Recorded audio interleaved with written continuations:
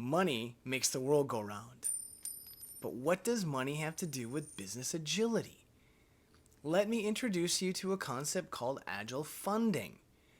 This can be a complicated concept, so I'm going to take the next few weeks to help break it down, but I absolutely believe this is one of the most powerful techniques you can use to turn your organization into a truly agile organization. This episode will focus on what agile funding is and provide you with a real-life example of how I use agile funding to buy and flip houses. So welcome everybody, Tom Auld here, your friendly neighborhood product owner, with this week's episode of Fear of Becoming Obsolete, where pop culture and career advice collide. Grab a coffee, tea, or your favorite adult beverage and join me in exploring how agile funding will help you stay relevant at work.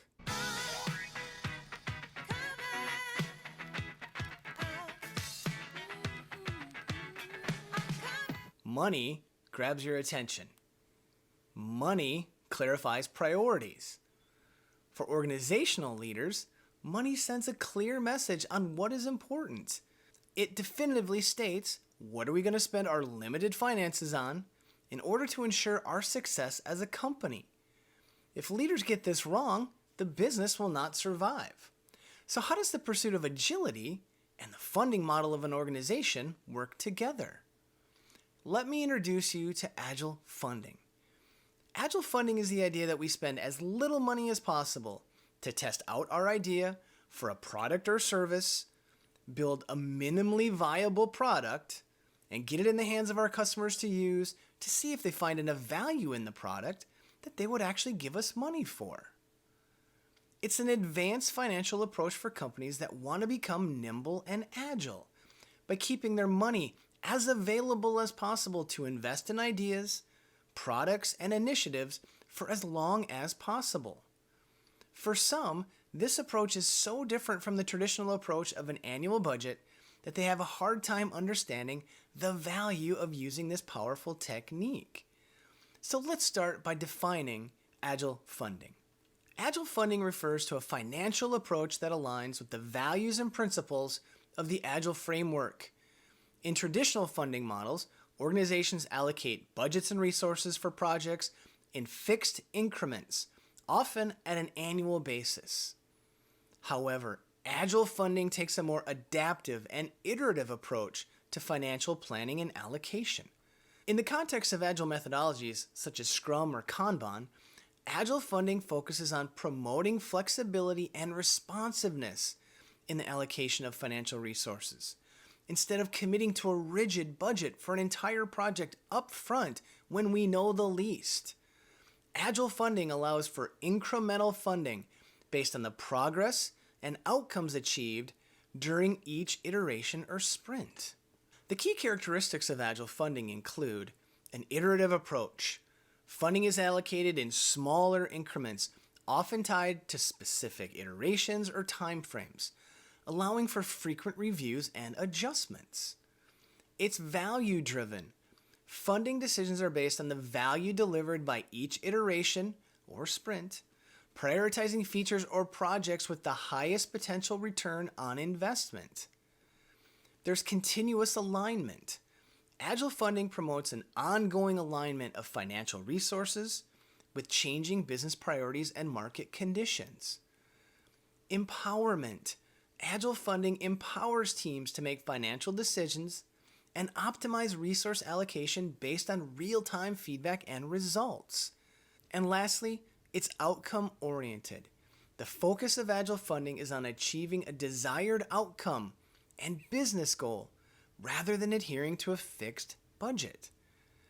By embracing agile funding, organizations can adapt more efficiently to changing circumstances, respond to customer feedback, and make data-driven decisions throughout the project lifecycle. This funding approach aligns financial planning with the principles of Agile, fostering a more dynamic, collaborative, and value-driven environment for project and product delivery. So that's a very technical description of Agile funding. Let me give you a real example of how I use this to flip houses. I've been using this technique since 2014, and we've been able to achieve a net return of 37% of investment on our flips. Let's start with an overall budget. Typically, we budget $175,000 to buy the house, renovate it, pay for financing and closing costs. We have a time frame of 6 months, and we want to have the house back on the market for around $250,000. So we have a $75,000 potential profit, which equates to 42% return on investment. For our last house, we had a 3-bedroom, 1 bath in Minneapolis that was built in 1921 and has not had much done to it since the early 70s. But with the footprint of the house, we had a design that we could turn it into a 4-bedroom, 2-bath house. Looking at comparables, we could sell a 4-bedroom, 2-bath house in this neighborhood for around $275,000. So our product, the house, will be in line with the market. So we close on the house for $125,000, leaving us $50,000 for renovation. Our plan is to update the primary bedroom, primary bath, kitchen, and then add a bedroom and a full bath in the basement. We are purposefully doing the renovation in this strict order. We only do 1 room at a time. We demo, design, build, and finish only 1 room at a time, so it gives us maximum flexibility in case we find something unexpected. I can hear you asking, but wouldn't doing all the demolition up front at one time be cheaper? Yes, but only by about $1,500 in this case. So as the product owner, I have to make that call. Would I want to spend that extra $1,500 up front, or would I prefer to keep that $1,500 until the last moment and allow me to change my mind if something else comes up?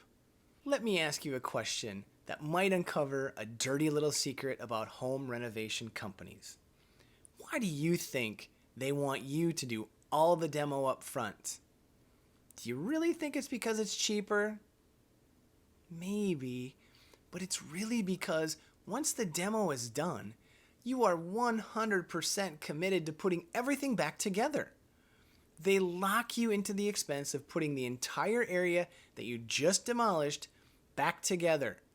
They know you're committed to the entire project even when it starts to go over budget. You lose your chance to adapt and change your mind. So with that knowledge in place, I hold on to the $1,500 and I start to renovate the primary bedroom and the primary bath. After that, we're $22,000 into our $50,000 budget, leaving $28,000 for the kitchen, basement bedroom, and bath. Now we go into the demo of our kitchen and we find an unexpected surprise. Somebody did a home renovation where they moved a gas pipe in a way that would not pass code. If we did not completely replace it, that was not going to get us past our inspection. So that was a $7,500 expense we were not planning for. And then, when we started planning for the new appliances, we found that the electrical wiring would need to be upgraded, and we would have to put in a new electrical box to handle the new electrical load. That was another $8,000 expense that was unexpected.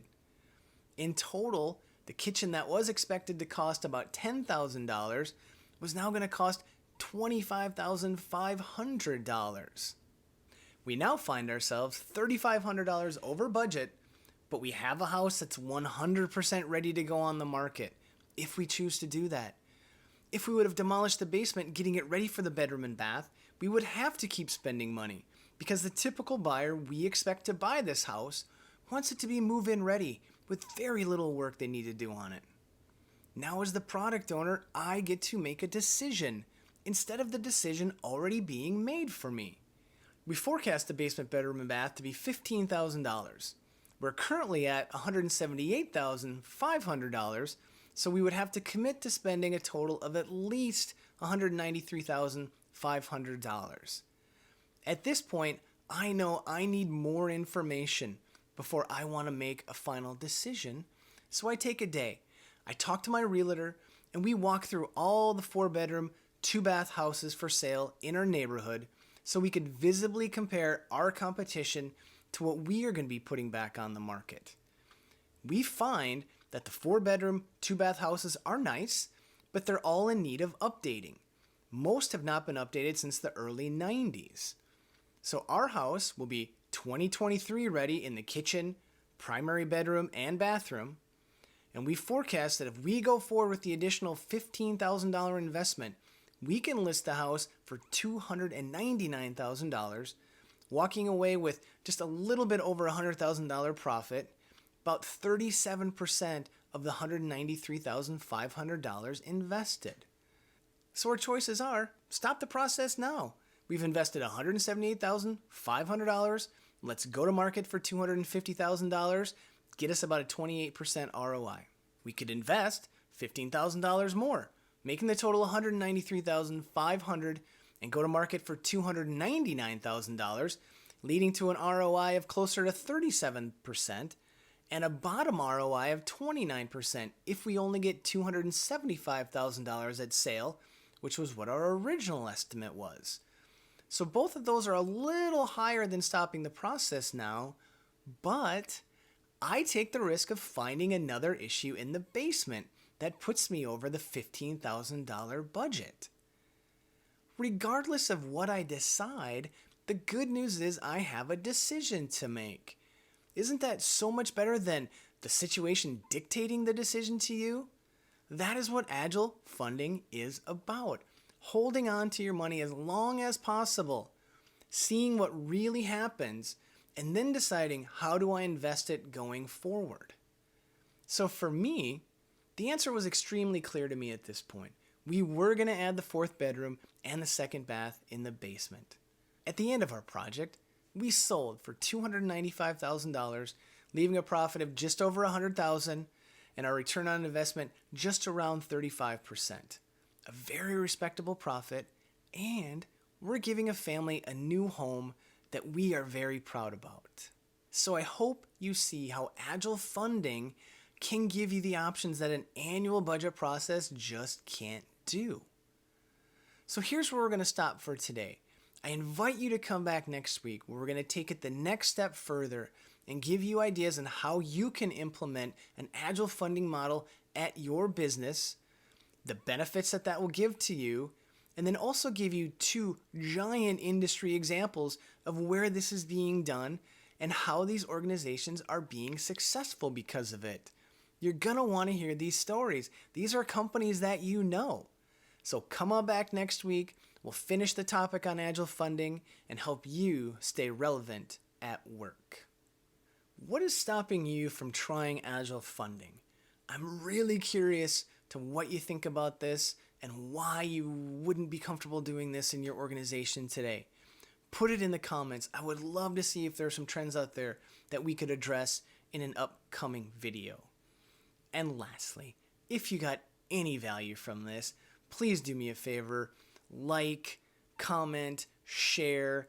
Anything you can do for us will boost our ratings and will help other people find FOBO and hopefully help them stay relevant at work the way we're trying to keep you relevant at work. So I am Tomo, your friendly neighborhood product owner signing off. Have a valuable week and take care.